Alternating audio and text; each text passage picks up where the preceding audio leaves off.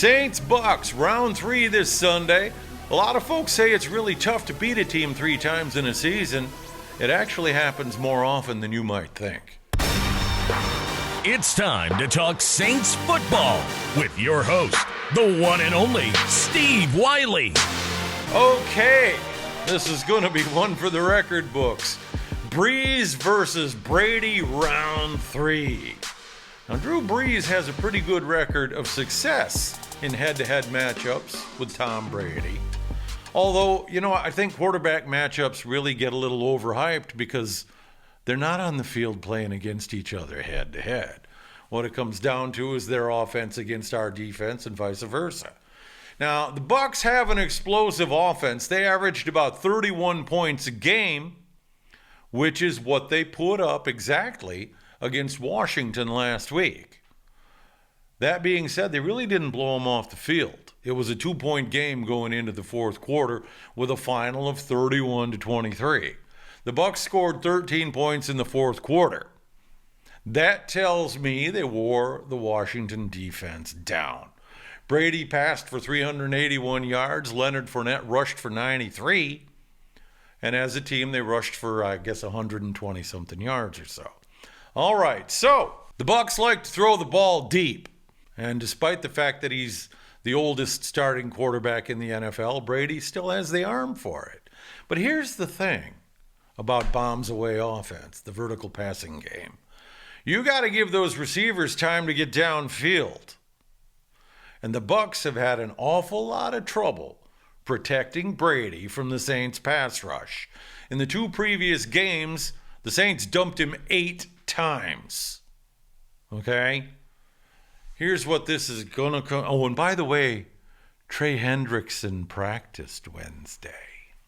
Drew Brees rarely gets sacked.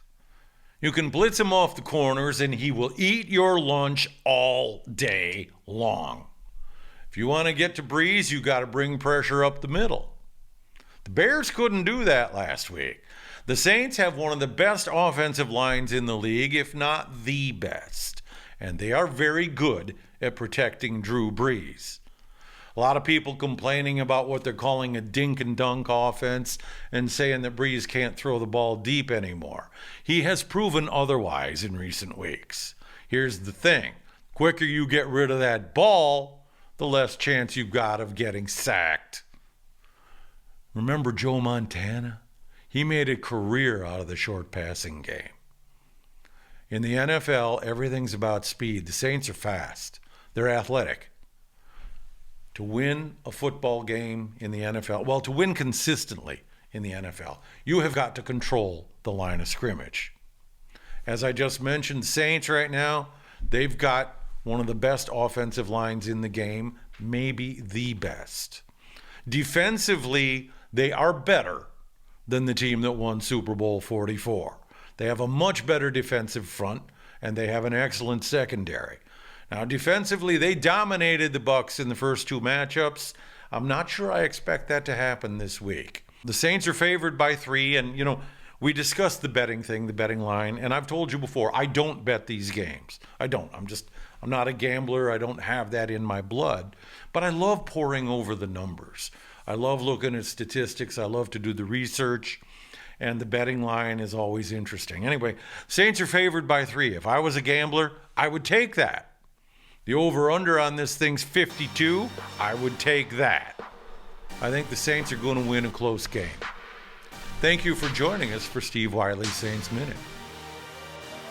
If you like what you've seen, please like and subscribe. We'd appreciate it very much.